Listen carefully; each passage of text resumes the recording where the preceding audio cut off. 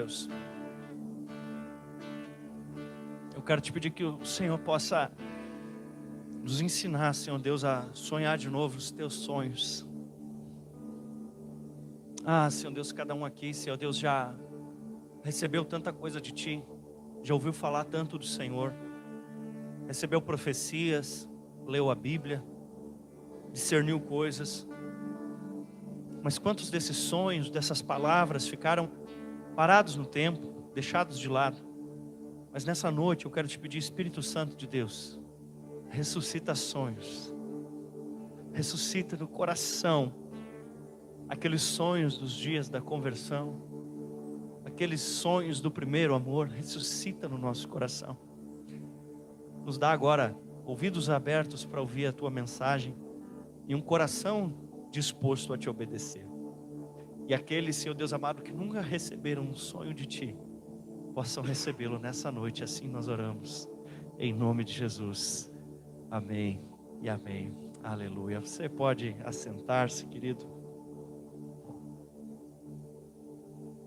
Quando nós falamos do Evangelho de Jesus Cristo, quando nós falamos da Palavra de Deus, é bem verdade que o cristianismo é a fé mais documentada que existe. Que o cristianismo, ele é escrito, ele é anotado, ele tem a Bíblia, ele tem a revelação. Por outro lado, nós somos chamados a viver pela fé. Nós somos chamados a viver pela fé. A Bíblia diz em Hebreus capítulo 10, versículo 38, o meu justo viverá pela fé. Essa semana nós tivemos a comemoração no dia 31, além de ser o dia do evangélico, o dia da proclamação do evangelho, também dia 31 e principalmente é o dia da reforma protestante, um dia onde nós comemoramos o desejo da igreja de voltar à Bíblia. E esse é o versículo que mexeu com o coração de Lutero, mexeu de uma forma muito forte. O meu justo viverá pela fé. Amém? Nós somos chamados a viver pela fé. Bom, se nós somos chamados a viver pela fé, caso você queira abrir, você pode abrir a sua Bíblia em Hebreus capítulo 11, versículo 1. Se nós somos chamados a viver pela fé, a pergunta que nós temos que fazer é a seguinte: o que é a fé? Se eu preciso viver pela fé, o que é a fé? E a Bíblia também responde. Está aqui a resposta. Ora, a fé é a certeza das coisas que se esperam. A convicção de fatos que não se veem. A convicção, outras traduções usam a prova. Então, podemos até ler juntos, eu vou dar licença para você aqui. Vamos juntos. 1, 2, 3 e... Ora, a fé é a certeza de coisas que se esperam, a convicção de fatos que não se veem. Amém? Olha que coisa interessante. Certeza do que se espera. Então você é algo que você está esperando, mas que você sabe que vai chegar. Amém? Ok. E convicção, prova do que não se vê. Uma certeza e uma prova. Ou seja, a fé, ela é uma garantia.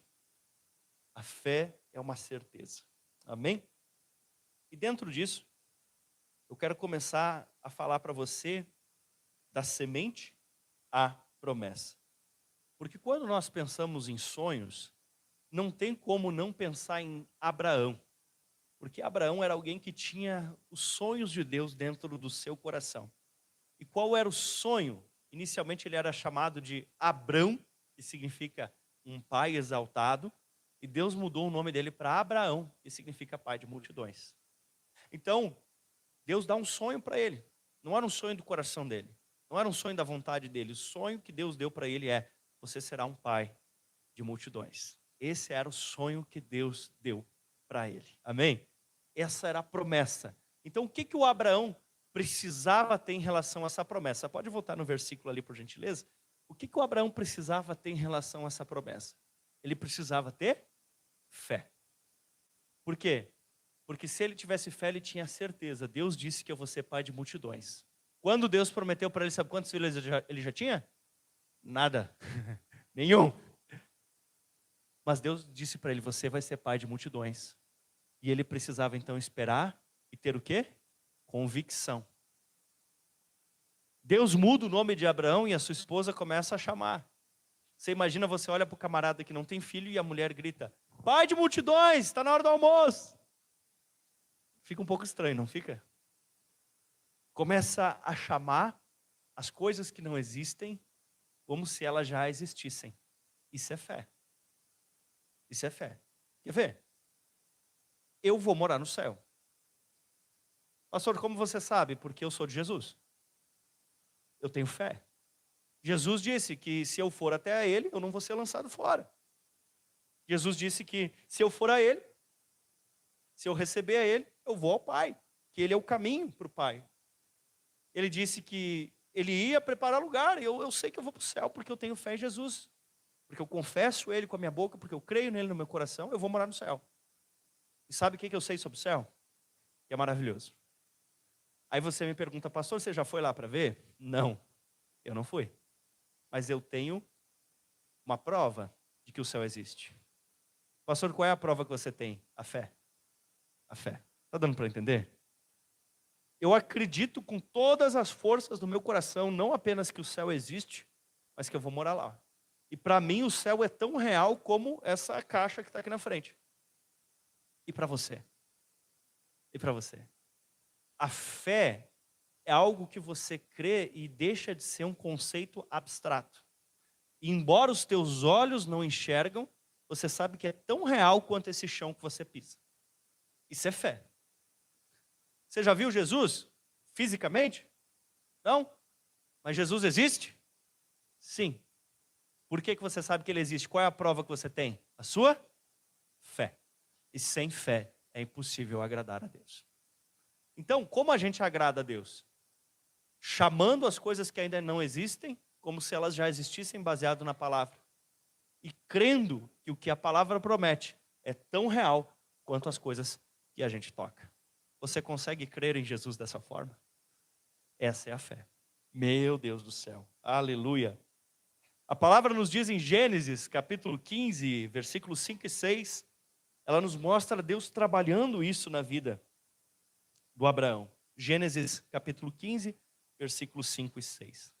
Então, o Senhor levou para fora e disse, olhe para as estrelas se puder contá-las. E disse, assim será a tua posteridade. Abraão creu e isso foi atribuído para a sua justiça. Meu Deus do céu. Uma vez que o Abraão recebeu aquela palavra e ele creu nela e para ele aquilo já era uma realidade, ele só não sabia quando ia se manifestar aqui na terra. Ele sabia, eu sou um pai de multidões. Ele não sabia quando isso ia acontecer. E já te adianto que ele já era bem velhinho quando aconteceu. Mas ele acreditava. Porque uma vez que você crê, você inicia uma jornada. Amém? Você inicia uma jornada da sua semente até a sua promessa. Você inicia uma caminhada. E os dias de hoje são dias onde somos acometidos por uma tal de ansiedade. E ela atrapalha a fé. Porque a ansiedade, ela joga o grão de milho no chão e ela fica em cima do grão de milho esperando ele brotar. E quando ele não brota, a ansiedade quer que você cave um buraco para ver o milho se ele já está brotando. Mas se você tirar e fizer isso, você vai matar o milho. E a fé é diferente. A fé sabe, ele prometeu que esse grão de milho vai nascer. Então ele vai nascer. Ele prometeu. Eu não preciso ficar abortando o processo, lembra disso. Desenterrar o grão de milho antes dele botar para fora o seu pendãozinho é abortar o processo. Quando nós tentamos acelerar as coisas fora do tempo de Deus, nós podemos abortar aquele processo. Abraão tinha uma promessa. E quem tem uma promessa precisa trilhar uma jornada. E ele começa essa jornada, ele começa a caminhar na direção desse sonho. E para isso, ele precisa de muita superação. Ele precisa avançar no meio de tantas coisas, de tantos desafios, porque os olhos dele não enxergam imediatamente o cumprimento. E eu pergunto isso para você. Tantos sonhos você já teve? Tantas promessas Deus já te deu? Tantas profecias você já recebeu? Quantas delas, de fato, você crê que são reais? E você sabe que daquele chão vai brotar um pé de milho? Quantas? Ou quantas você foi lá e arrancou o milhozinho antes dele nascer? Quando a gente é criança lá na roça, às vezes a gente faz isso. Ou que nem eu, que não sabia capinar direito, vivia arrancando os pés de aipim do pai. Ele plantava a rama, pedia para mim capinar, e eu ia tentar capinar, arrancava a rama do aipim junto. Estragava. Deus tinha então essa promessa, ele era o homem da promessa. Ele teria junto com Sara multidões, mas junto com Sara ele tinha só Isaac. Deus disse que ele e Sara juntos seriam pais de multidões, mães de multidões, que ele teriam muitos filhos, mas ele e Sara tinham apenas o Isaac. Bom, pelo menos era um, né? Mas às vezes, quando parece que você tem alguma chance de alcançar aquela promessa, aquele sonho que Deus te deu, acontece isso que eu vou ler agora, Hebreus capítulo 11, versículo 17 até o 19. Hebreus 11, 17 até o 19. Pela fé, será que eu botei o versículo errado aqui? 11, 17 a 19? Hebreus. Aqui está Gênesis. Hebreus 11, 17 a 19. Isso, obrigado. Pela fé, Abraão, quando posto à prova, ofereceu Isaque. Aquele que acolheu as promessas de Deus estava a ponto de sacrificar o seu único filho, do qual havia dito: a sua descendência virá por meio de Isaque. Abraão considerou que Deus era poderoso até para ressuscitar Isaque dentre os mortos, de onde também figuradamente o recebeu de volta. Olha que coisa maluca. Deus disse que ele e Sara seriam pais de multidões, através de Isaque. E aí Deus vem e diz: Abraão, eu quero que você me entregue o seu único filho. Qual era a prova que Abraão tinha de que ele seria pai de multidões? Qual era a prova?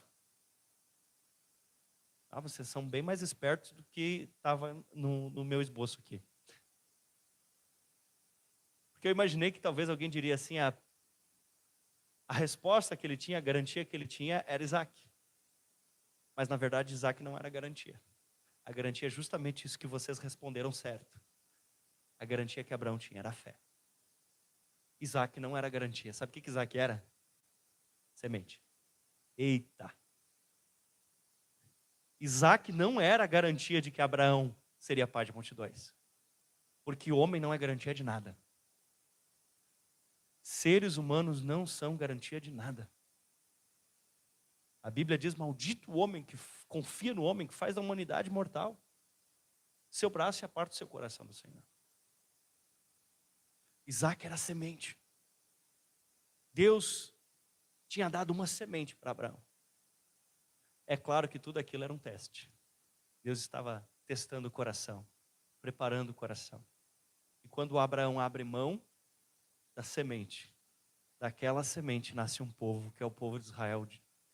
E daquela semente nasce outro povo, que é a igreja de Jesus hoje. Você pode dar uma glória a Deus por isso?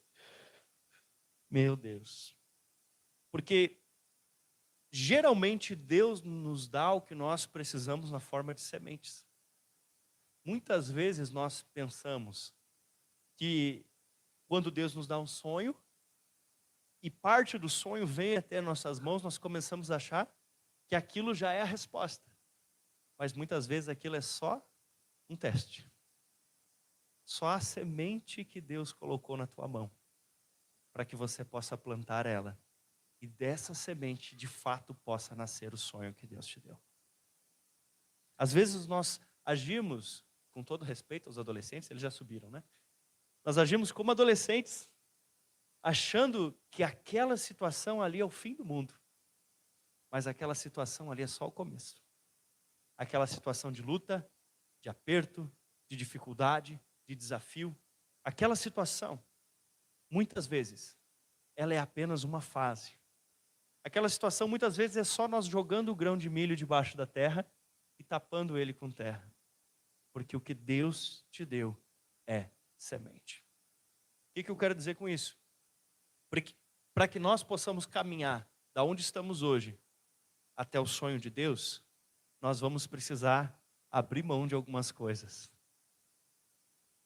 para que Deus possa fazer o milagre dele. No caso de Abraão, ali estava a semente, Isaac. Se ele confiasse mais em Isaac do que em Deus, ele diria não, meu filho não. Mas quando ele confiou, Deus não resgatou apenas o Isaac, Deus resgatou o Isaac e deu para ele toda uma descendência. Você entende isso, querido? Quando você tem coragem de confiar em Deus, Deus, além de proteger o que você já tem, Ele te leva até o que Ele quer te dar. Você pode dar uma glória a Deus por isso?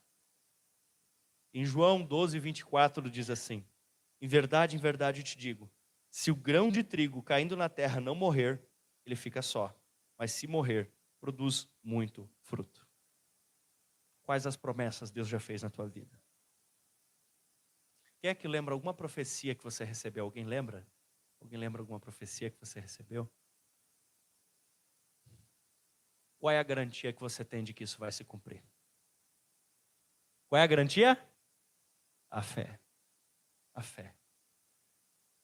Agora, se você tem uma promessa e você tem uma garantia, qual é a semente que você precisa plantar? Qual é a semente, qual é o passo que você precisa dar? Às vezes, esse semear são coisas difíceis. Eu lembro uma época, né, a pastora Tássia, ela tinha uma loja, nós tínhamos uma loja, e ela gostava muito daquela loja, e o nosso pastor, nós já éramos pastores da igreja, né, mas o nosso pastor supervisor, ele falou assim, está na hora de você entregar o seu Isaac. Naquele caso era abrir mão daquela loja, e foi algo muito desafiador para ela abrir mão daquela loja, entregar aquilo, e enfim, foi um grande desafio. Nós, por exemplo, estávamos lá pastoreando Cristal, e fomos chamados para vir pastorear aqui. Mas nós gostávamos de Cristal, nós amávamos Cristal, e nós sonhávamos um dia em plantar uma igreja em Pelotas. E nós tínhamos um sonho, nós tínhamos um desejo no coração. E nós precisamos entregar aquele sonho, aquele desejo no coração de Deus, abrir mão daquilo, deixar aquilo, entre aspas, morrer, para poder estar aqui com vocês. Para poder viver esse tempo aqui com vocês, para estar aqui com vocês. Porque nós não conseguimos ter ao mesmo tempo as duas coisas na mão. Ou você segura a semente que Deus te deu, ou você planta ela no chão para as tuas mãos ficarem livres e você receber o que Ele quer te dar. Qual é a sua escolha? Quando nós seguramos a semente que Deus nos deu, para usar ela de alimento para nós, e eu não estou falando de dinheiro, tá? Quando nós fazemos isso, nós temos só uma progressão aritmética. 1 mais 1 é 2. Mas quando nós pegamos o que Deus nos deu e usamos de semente, nós temos uma progressão geométrica onde aquilo se multiplica e nasce daquele pé de trigo, de milho, muitos grãos, muitos grãos, muitos grãos, e existe multiplicação. Porque a fé nas coisas dessa terra não é uma fé bíblica, porque a fé nas coisas dessa terra, ela se baseia naquilo que os nossos olhos conseguem enxergar. E eu olho para a conta do banco e lá tem dinheiro, então eu estou seguro. E eu olho para um monte de amigos, então eu me sinto seguro. E eu olho para o emprego e eu sei que ele vai me pagar e eu me sinto seguro. Essa é a fé nas coisas naturais. A fé nas coisas de Deus, eu sei que eu vou morar no céu. Eu recebi uma promessa e eu tenho que abrir mão dessa semente. E assim por diante. Você entende que é diferente? São diferentes. Na lógica da fé, você crê no milagre da multiplicação, que é quando você deixa a semente morrer, para que dali nasce uma árvore que produz muito fruto. Aleluia! Há um ditado entre os evangélicos que ele diz assim: Deus queria uma família e ele plantou um filho. Quando Deus deixa e entrega o seu filho, ele colhe uma família que se chama igreja. Meu Deus do céu. Não é uma troca. Não é uma troca com Deus. Estou abrindo a mão da minha semente, Deus, agora você vai me dar em troca a colheita. Não é uma troca. Se fosse troca, seria injusta. Seria trocar 1 por 1 milhão. Não é troca, é semeadura. Você planta a semente morre, você perde ela e depois nasce o sonho. Amém, querido?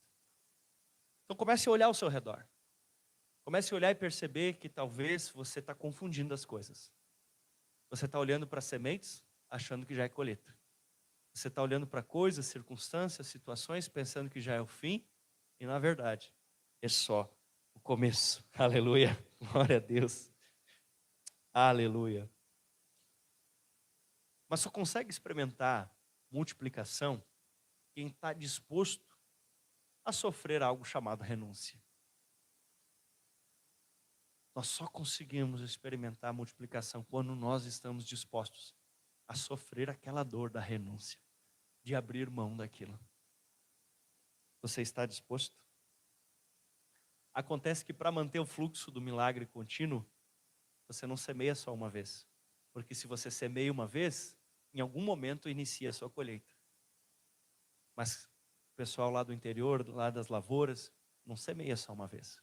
Às vezes, antes de colher da primeira colheita, ele já semeou a segunda safra.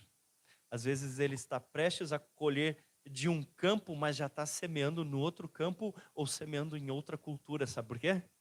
Para que a colheita seja contínua. Para que a colheita continue. Porque você, quando planta milho, ou trigo, ou soja, você não semeia uma vez só. Você semeia de novo, de novo e de novo, para que o fluxo da multiplicação seja contínuo. O que eu estou querendo dizer com isso? Que a gente vai ter que passar a vida inteira nessa terra, abrindo mão de coisas que a gente gosta, por coisas que Deus sabe que a gente precisa. Abrindo mão de coisas que a gente acha que já é o suficiente para desfrutar daquilo que Deus sabe que é o extraordinário. Abrindo mão de coisas que a gente acha que faz toda a diferença, para realmente receber de Deus coisas que são o essencial mesmo para as nossas vidas. Eu pergunto de novo, o que você precisa jogar no chão como semente? Do que você precisa abrir mão, que você está segurando, para que de fato você possa viver o extraordinário da multiplicação na sua vida? Comece a semear. E nunca pare de semear. E continue semeando. Porque às vezes o que acontece é que a colheita começa a ser tão abundante que a pessoa pensa, agora chegou meu tempo de colher. Só que se você não continuar semeando enquanto colhe, vão acabar as suas colheitas. Você precisa estar sempre semeando de novo. Sempre semeando de novo. Por isso que a palavra diz que é Ele que dá semente ao que semeia e pão ao que come. Porque em tudo na sua vida, em todas as áreas da sua vida, parte do que Deus te dá é para você semear de novo. E parte do que Deus te dá é para você desfrutar. Essa é a sabedoria da palavra de Deus. Então eu quero convidar você, creia e semeie. E se Deus te pedir para abrir mão de algo, abra mão desse algo. Mas viva os sonhos de Deus, amém? A segunda coisa que eu quero falar hoje é do sonho à saga. Porque quando nós pensamos em sonho, nós também lembramos de alguém, inevitavelmente, que é o José. Não tem como falar de sonho sem lembrar de José. E José teve sonhos diferentes que falavam de uma mesma coisa, veja comigo. Gênesis 37:7 e 37:9. Sonhei, estávamos amarrando feixes no campo, e eis que o feixe se levantou e ficou em pé, enquanto os feixes de vocês rodeavam e se inclinavam diante do meu. José teve ainda outro sonho, e ele contou aos seus irmãos, dizendo, sonhei também que o sol, a lua e 11 estrelas se inclinavam a mim. Olha os sonhos do José, o menino José. Ele tem um sonho, e é onde ele vê os irmãos representados por feixes, e os feixes se inclinam na direção dele. Esse foi um sonho. Um outro sonho que era a mesma coisa, só que com figuras diferentes. O sol, a lua e 11 estrelas. A família dele, sim, também fazendo esse gesto. E sabe o que aconteceu com o rapazinho que sonhou isso? Em vez dos irmãos se inclinarem na direção dele, os irmãos jogaram ele num buraco. Pensa, você tem um sonho de Deus. No sonho de Deus, seus irmãos se inclinam diante de você, você se tornou alguém importante na família. E aí você acorda do sonho, passa alguns dias e os irmãos jogam você dentro de um poço seco. Não é de dar nó na cabeça? Alguém te entrega uma profecia, você recebeu uma palavra, você ouviu algo no culto, alguém leu para você e disse, isso, aquilo, e você abre os olhos e no dia seguinte acontece ao contrário. Não dá um nó na cabeça? Você consegue imaginar o José tendo esse sonho, sabendo que esse sonho vem de Deus, e os irmãos, em vez de se inclinar a ele, os irmãos jogam ele no buraco? Consegue imaginar isso? Mas não para por aí. Em vez de os irmãos honrarem ele, os irmãos vendem ele como escravo. Em vez de se inclinarem, agora ele que tem que se inclinar ao seu dono, porque ele foi vendido como escravo. E ele faz tudo certo. Mas enrolam ele e ele é condenado à prisão, com acusações falsas. E quando ele está lá na prisão, ele continua fazendo tudo certo. Porque quem tem promessa não vive uma história, ele trilha uma saga. A saga é aquela aventura que o herói caminha. É aquela aventura, sabe? Quando você olha um filme de ação, um filme de herói, você vê que aquele herói, ele passa por desafios, ele passa por lutas. Isso tudo os cineastas se inspiraram na história de Jesus, nas histórias bíblicas. Porque você olha para os grandes homens e mulheres de Deus da Bíblia, as coisas não foram fáceis. Foi uma verdadeira saga. Foi um verdadeiro desafio. Se você tem um sonho, você tem uma promessa, você tem a sua garantia, que é a fé. Você plantou a sua semente, você continua semeando, semeando, semeando. Agora se prepare para viver uma aventura com Jesus. A vida com Jesus, ela não é um passeio no parque, deixa eu te contar.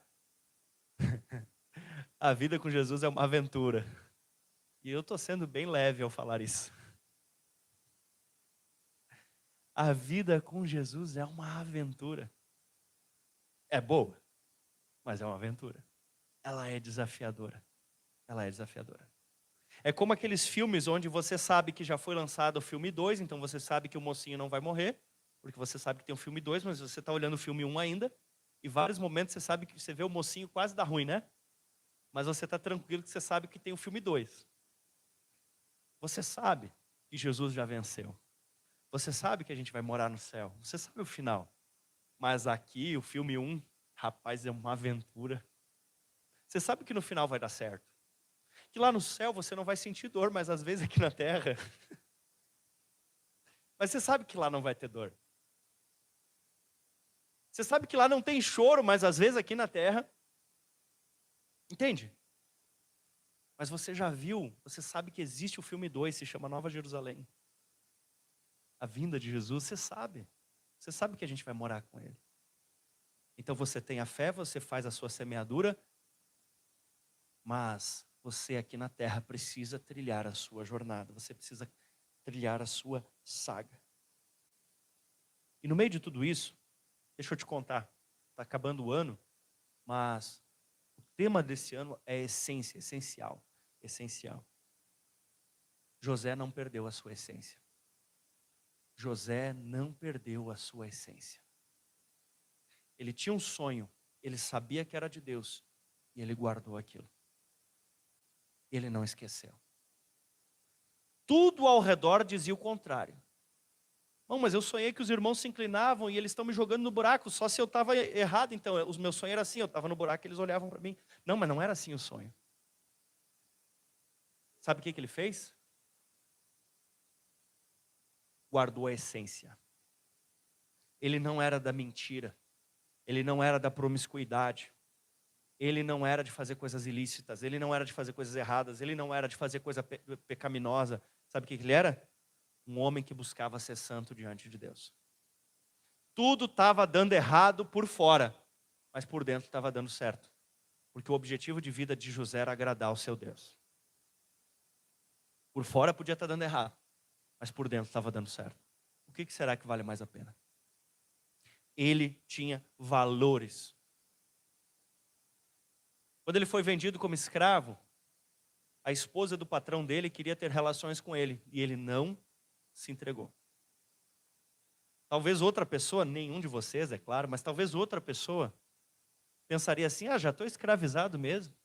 Aqueles sonhos lá, aquilo eu acho que foi só comer feijão demais antes de dormir. Já estou escravizado mesmo, quer saber? Que se lasque o patrão. Mas ele não fez isso. Porque ele não fazia o certo por causa dos outros. Ele fazia o certo por causa de Deus. Ele não fazia o certo porque o pai estava olhando, ou os irmãos estavam olhando. Ele fazia o certo porque ele sabia que tinha um Deus que ele precisava honrar. Essa é a questão. Nós não fazemos o certo porque estamos aqui no culto. Nós não fazemos o certo porque algum irmão da igreja pode ver que a gente está ali. A gente faz o certo porque sede santos, como eu, Senhor Deus, sou santo, diz a palavra. Você tem que ter princípios. Mas eu estou tentando fazer as coisas direito e está dando errado. E daí? O que é dar certo e o que é dar errado? Dar certo é você guardar esses princípios, esses valores para sempre. Pela fé, independentemente do que os teus olhos te mostram. Você segue caminhando naquela direção. Porque você sabe quem é que te prometeu. Às vezes a gente vive muito baseado nos sentidos e pouco na fé. Muito baseado no que os nossos olhos estão enxergando. Muito baseado no que a gente está sentindo. Muito baseado naquilo que a gente está vendo. Mas nós temos que nos mover baseados na fé, e a fé se baseia na palavra de Deus. Dizem por aí que a ocasião faz o ladrão. E são as circunstâncias difíceis que formam o delinquente. Mas não foi isso que eu vi nem na história de José, nem na história de Abraão. As circunstâncias difíceis na vida de José, ser escravizado, vendido pelos irmãos, transformaram José num verdadeiro herói. É aquela velha história, a mesma água quente que amolece a batata e endurece o ovo. Qual é a tua essência?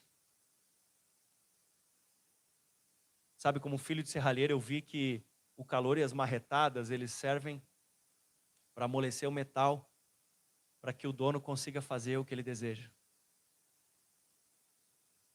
Quando nós começávamos a bater num metal com a marreta, ele começava a dar aquela avermelhada e ele se moldava à nossa vontade. Mas era na base da marretada, porque pressão gera calor. E quando nós estamos na mão de Deus e as coisas ficam difíceis, e você diz: mas eu sou crente, que às vezes você está um meio cabeça dura, sabe? E Deus precisa ali aquecer você para poder formar você naquilo que é o teu propósito. Quando vem de Deus, aceite. Quando não vem de Deus, Ele permitiu. Porque você é um servo dEle. E todas as coisas cooperam para o bem daqueles que amam a Deus.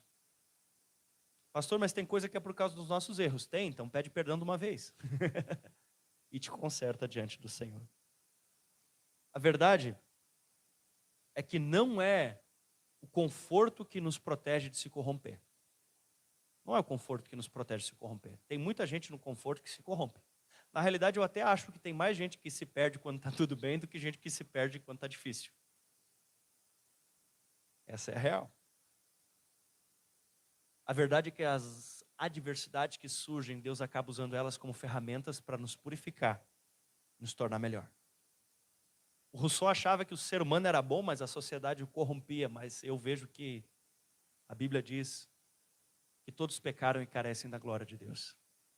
O ser humano, quando você larga as criancinhas para brincar, daqui a pouco uma está tentando roubar o brinquedo da outra. Porque tem uma sementinha de Adão querendo nascer ali. Mas aí nós precisamos trabalhar valores da palavra de Deus, para que isso mude. Então tenha sonhos, receba os sonhos de Deus. E desenvolva valores. Valores que você não vai mudar porque as circunstâncias mudaram. Essência, você vai falar a verdade, você vai ser honesto. Você vai ser correto, você vai andar em santidade. Você não vai mexer no que é dos outros. Você vai ter um coração puro. Não porque a coisa esteja fácil ou difícil, mas porque você quer honrar o Deus que você tem. Não deixe as circunstâncias mudarem a essência. Não para pior, né, gente, por favor. A Bíblia compara, em Malaquias 3, capítulo 1, versículos 1 até o 3. O agir de Jesus na vida da gente, a chegada do Messias, ele compara com o sabão que deixa a roupa branca, chama ali a potassa do lavandeiro, o sabão esfregando na roupa, aquele cáustico agindo na roupa, e você parece, sabe, a minha avó, ela ia na beira do rio e ela fazia sabão em casa com soda mesmo, e banha, e sei lá mais o quê, e ela esfregava aquilo na roupa e ela ia no valo e ela batia a roupa nas pedras, parecia que a minha avó estava com raiva da roupa, e ela batia, esfregava, e batia, esfregava e jogava no valo de novo, e ficava branco. Quando ela não inventava de parar e deixar com sei lá o que aquilo no sol. Mas ela não estava com raiva da roupa, ela só queria separar a roupa da sujeira. E a Bíblia compara Jesus com esse processo. Jesus está agindo ali, o sabão, lavando. O sabão não quer destruir a roupa, ele só quer tirar a sujeira. Deus às vezes está passando o sabão na tua vida. E o ourives, ele começa a tacar fogo no metal, por quê? Porque ele quer separar o que é ouro daquilo que é sujeira. Então às vezes a coisa esquenta na tua vida, não é porque Deus quer te destruir. Às vezes ele está fazendo a coisa esquentar para ver se a sujeira pula fora. Para ver se a sujeira cai fora e sobra na tua vida só aquilo que é precioso. Pastor, tu está meio masoquista hoje. Não, eu também não gosto de sofrer. Também não gosto, detesto, na verdade. E tem uma oração que Jesus fez que a gente pode fazer também. Jesus disse, Pai, se possível, afasta de mim esse cálice. Mas que não seja feita a minha vontade, seja feita a tua. Em outras palavras, sempre que Jesus me oferece uma possibilidade das coisas serem mais suaves, eu aceito. Mas tem horas que ele diz, filho, o caminho é esse. Vai por aí. Vai ser difícil, mas eu estou contigo, fica tranquilo. Amém? Eu não sei em que momento você está na sua vida hoje, mas se está meio difícil, tenta pensar por esse lado. Talvez a questão não é que Deus esteja com raiva de ti. Ele só está esfregando o sabão para te deixar limpinho. Ele só está botando fogo para ver se te purifica de toda impureza. Para que você possa ser um ouro refinado na presença dele. Amém? Não tem herói que foi formado em águas tranquilas. Quando você pensa num general condecorado, pelo menos antigamente, geralmente era porque ele tinha enfrentado batalhas e vencido. Mas se ele não tivesse enfrentado batalhas, que vitória ele poderia carregar no peito na forma de medalhas? Você tem batalhas para lutar. Nós estamos em guerra contra o reino das trevas, não contra pessoas. E eu pergunto para você, qual é a tua saga hoje? Talvez ninguém saiba. José estava no anonimato. Quem é que sabia da saga de um escravinho? Um guri escravizado, jogado numa cadeia? Quem sabia a história dele? Ah, mas muita gente ficou sabendo depois. Porque ele manteve seus princípios. Os sonhos que Deus deu para ele se realizaram. E ele se tornou o segundo homem mais poderoso do Egito, que na época era um grande império da terra. Aí todo mundo conheceu a história dele. Porque o testemunho é bonito quando a gente conta, mas ele é difícil quando a gente está passando. Quando a gente está passando pela luta, não é bonito de viver aquilo. Mas quando a gente venceu, é bonito de contar. Uma vez que José não era mais escravo, ele era o segundo homem mais poderoso do mundo, era bonito contar, olha, eu passei tudo isso, irmãos, ele chama os irmãos, vocês tentaram me fazer o mal, mas o mal que vocês tentaram fazer, Deus transformou em bem. Mas quando ele estava jogado dentro do buraco, não era fácil falar isso. Lembra disso, testemunho é bonito de contar, mas é difícil de viver. Ah, você falou, né? Você já disse aquilo. Ah, como eu queria ter um testemunho para contar. Para a tua sorte ou para o teu azar, palavra não dá para ser recolhida. Uma vez dita, já foi falada.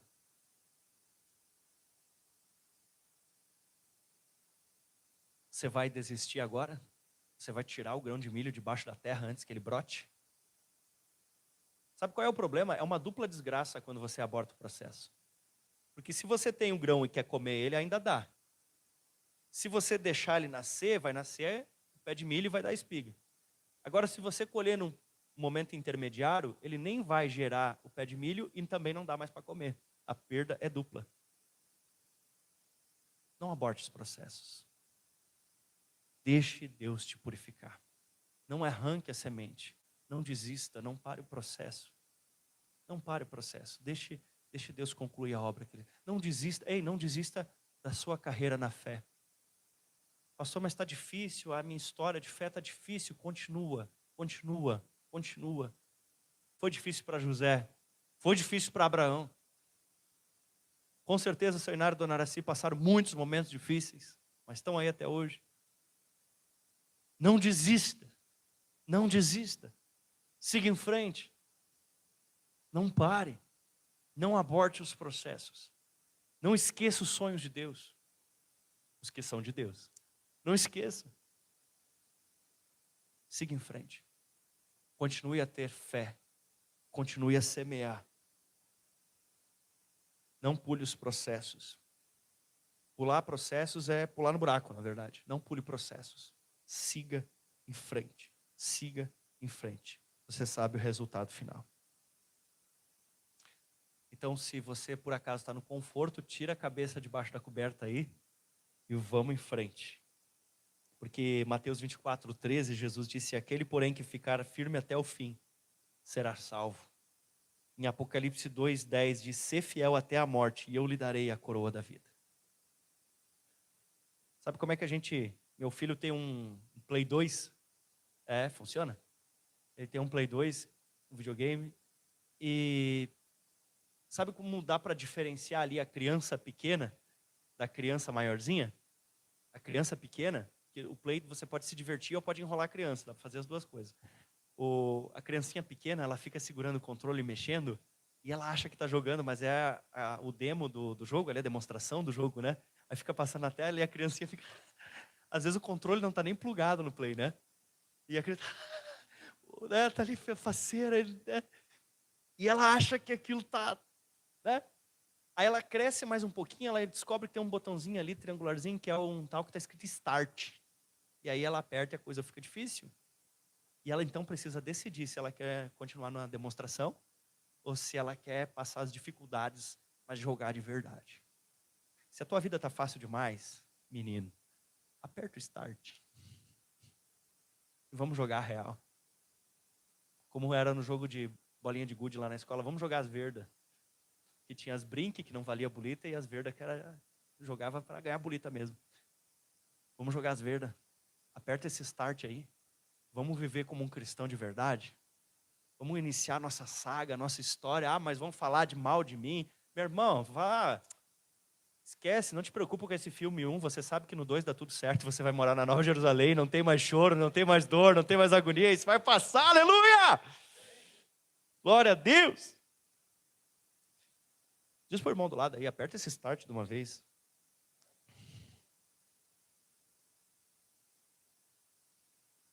Quer ver?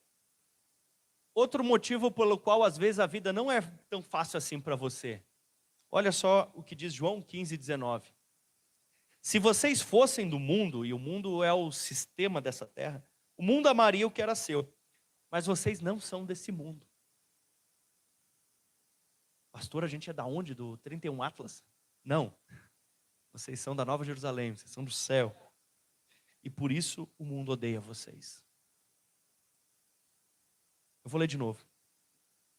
Se vocês fossem do mundo, o mundo amaria o que era seu. Mas vocês não são do mundo.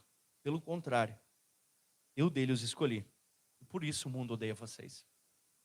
A terra está organizada num sistema de Adão. E desculpa se tem algum Adão aí, tá? Estou falando lá do Adão da Eva, tá?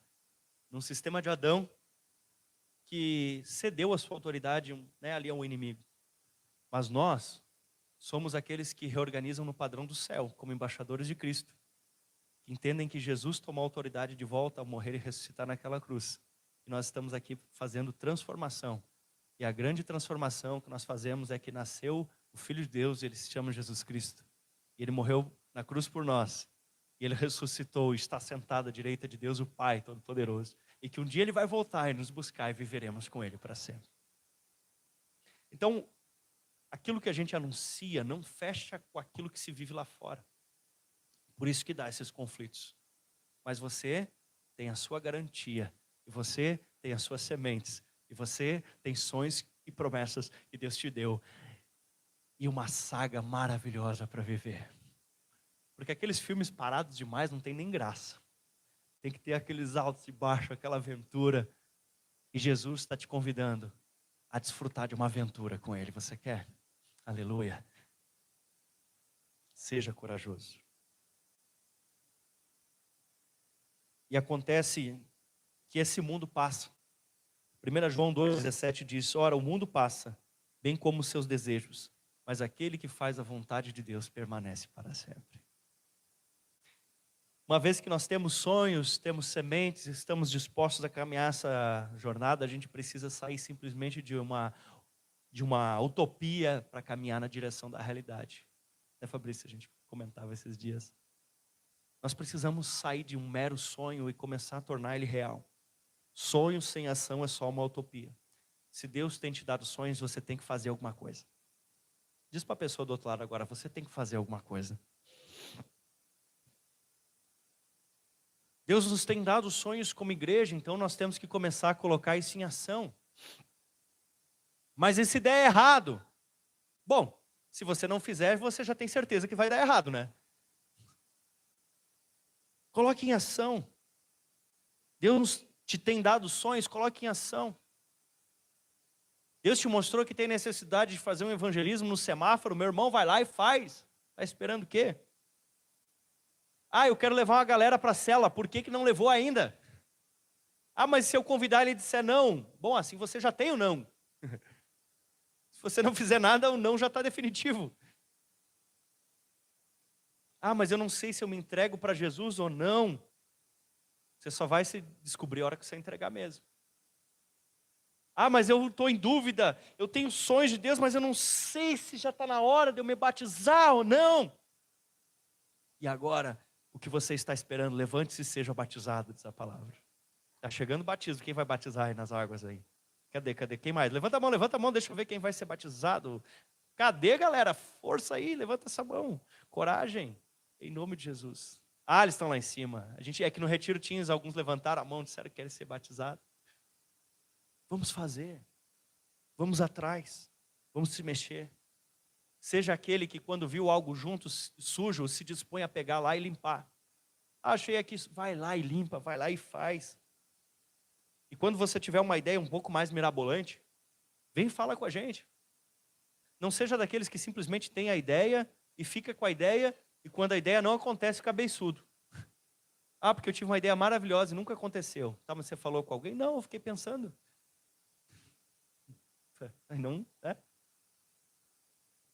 Ah, pastor, mas e se eu falar e vocês acharem a ideia ruim? Mas se você não falar, você não vai nem saber se a gente achou boa ou ruim. E se achar ruim, o que tem, cara? Quantas ideias você teve na sua família, a tua família achou ruim, não fez, e daí? Você chegou para o teu pai um dia e disse, pai, eu quero um cachorro. Teu pai disse, não, e deu. Pronto, não é o fim do mundo, a vida segue. Ou pode ser que ele disse, tá bom, vou comprar, e aí teu pai comprou o cachorro, você não gostou do cachorro depois. Daí ele vem para você e diz, mas não era tu que queria o cachorro? E assim é na vida da igreja. E o pior ainda, é não falar para a pessoa certa, é falar para a pessoa errada e virar um fofoqueiro. Né? E daí, de repente, quando chega, já está todo mundo sabendo que você tem a ideia, a pessoa que precisava saber não sabe de nada, e aquilo vira uma confusão. Mas deseje viver os sonhos de Deus na sua vida. Deseje. Você vai ouvir não, você vai ouvir sim, vai ser difícil, vai ser fácil, vai ter que abrir mão, mas viva os sonhos de Deus na tua vida. Seja na célula, seja nos ministérios, seja na igreja, decida. Não, sem querer fazer propaganda de banco, né? Mas seja a gente que faz. Seja a gente que faz. Seja a gente que vai atrás. Seja a gente que se mexe. Não seja dos que reclamam, seja dos que faz alguma coisa. Mova-se na direção dos sonhos que Deus tem te dado. Caminhe na direção dos sonhos que Deus tem te dado. Sabe, teve uma época que Jerusalém estava destruída. E muitos sonhavam em ver Jerusalém voltar a agir. Mas teve um que teve coragem de segurar uma colher de pedreiro numa mão e a espada na outra. Parafraseando. Neemias. Um que teve coragem de apertar o start e sair do modo demonstração. Um que teve a coragem. Ele estava lá em Jerusalém, ele era copeiro de Jerusalém. Ele estava cativo, era copeiro do rei. Ele tinha um emprego, era tipo um funcionário público federal de alto escalão. E ele sai do seu exercício de emprego e ele vai para Jerusalém botar pedra na muralha e segurar a espada na mão. Porque muitos falavam que sonhavam com Jerusalém pronta, com as muralhas erguidas, mas quem teve coragem de sair do seu conforto e fazer alguma coisa foi Neemias. Talvez o povo esperasse que seria outro mais famoso. Talvez o povo esperasse que seria, sei lá, qualquer um. Mas Neemias teve coragem. E enquanto muitos por décadas falavam, eu sonho com Jerusalém reconstruída, de uma forma utópica, Neemias em 52 dias estava com a muralha pronta. Porque às vezes, quase sempre na verdade, Deus não está esperando a pessoa perfeita para realizar a obra. Ele está esperando a pessoa que tem disposição para ser ferramenta na mão dele. Por isso que na igreja de Jesus, às vezes você vê gente que ninguém imaginava, fazendo coisas que todo mundo queria fazer. Gente que ninguém imaginava, desfrutando de Deus, coisas que muitos queriam. O que mais importante que ser a pessoa certa para algo, essa é a pessoa que se dispõe para alguém, a pessoa que se dispõe para o nosso Deus. E diz, eis-me aqui, Senhor, envia-me a mim.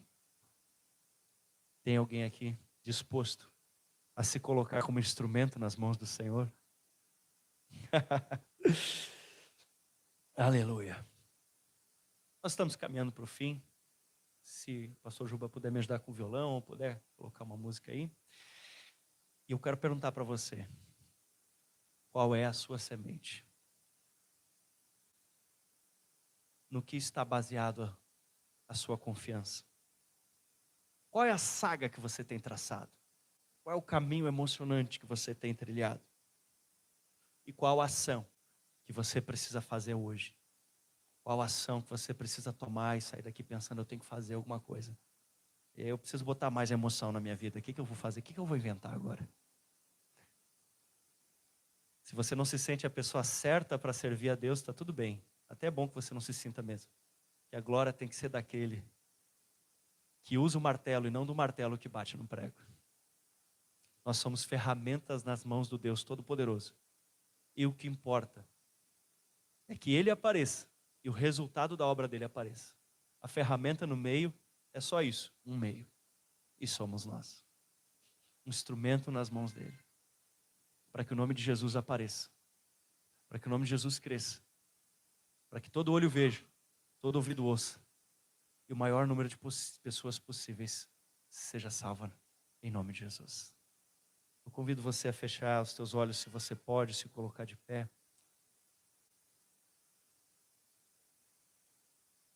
Tua vida está emocionante? Pastor, eu acho que Deus me colocou no cadinho com um maçarico em cima. Ele só quer separar você, o ouro precioso, das impurezas. Se a temperatura está subindo. Pastor, às vezes eu me sinto aquele ferro que está levando marretada. Não te preocupa, ele está transformando você na sua melhor forma. Pastor, às vezes parece que Jesus está esfregando a minha cara, que nem a tua avó esfregava a roupa no tanque. Ele só quer separar a toalha branca daquele encardido. Por isso ele está usando sabão. Não é para te destruir, é para te limpar. Porque tudo que Jesus faz é bom. Tudo que Deus faz na tua vida é boa. Porque Deus age através de todas as coisas para o bem daqueles que o amam, daqueles que são chamados segundo o seu propósito. Jesus te ama. Jesus está agindo na tua vida. Jesus está transformando a tua vida e Ele está chamando você, ei, venha viver uma saga comigo. Esse filme é meio difícil, mas você sabe que tem o 2. Você sabe que o mocinho da história, ele vai estar no filme 2. As coisas na terra podem ser desafiadoras, mas você sabe que vai morar no céu, onde não tem choro, onde não tem dor. Aqui na terra às vezes é difícil, às vezes tem choro, às vezes tem dor. Às vezes é complicado aqui na terra, mas você sabe aonde você vai morar. Às vezes dá vontade de arrancar aquele grão de milho debaixo da terra. Não, mas você não vai fazer isso. Porque a tua garantia é a fé.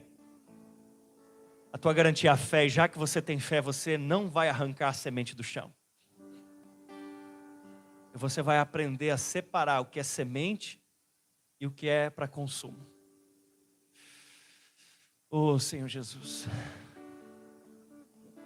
ressuscita sonhos no nosso meio. Senhor, aqueles que não têm sonho nenhum, dá um sonho. E aqueles que têm um sonho de Deus, uma palavra, ressuscita esses sonhos. Talvez você desistiu daquele sonho de evangelizar. Precisa ressuscitar esse sonho hoje. Talvez você desistiu daquele sonho de ser um líder de célula e precisa ressuscitar esse sonho hoje. Talvez você desistiu daquele sonho de evangelizar o teu pai, tua mãe e precisa ressuscitar esse sonho hoje. Talvez você já estava desistindo do sonho de ganhar pelo menos uma vida para Jesus no ano. Mas o ano não acabou ainda e Deus faz milagres. Senhor, ressuscita os nossos sonhos. Oh, Jesus.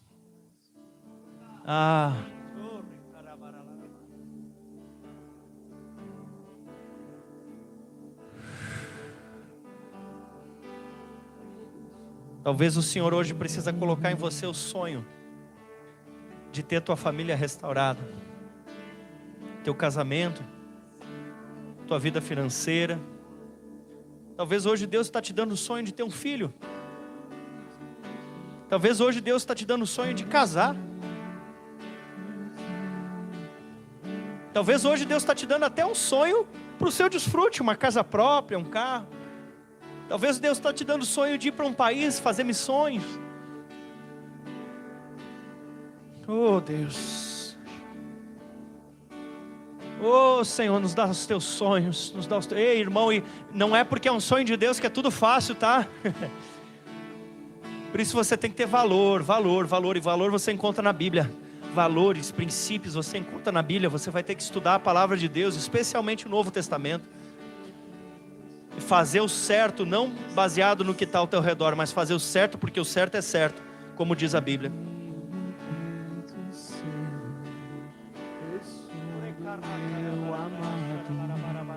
Os seus desejos são Oh!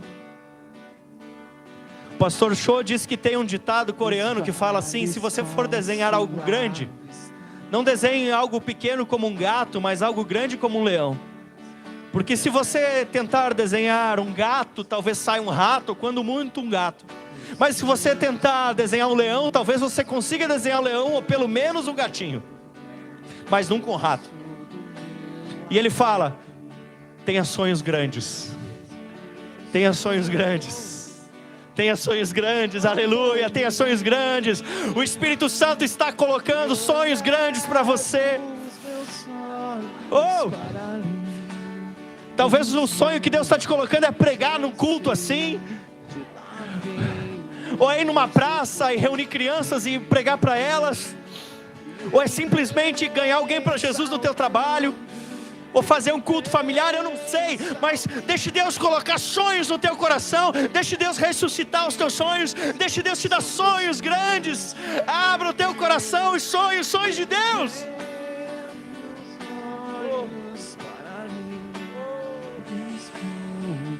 eu sei, de lá vem o meu socorro, e ele vem saltando, ele vem saltando sobre os montes, Yeshua,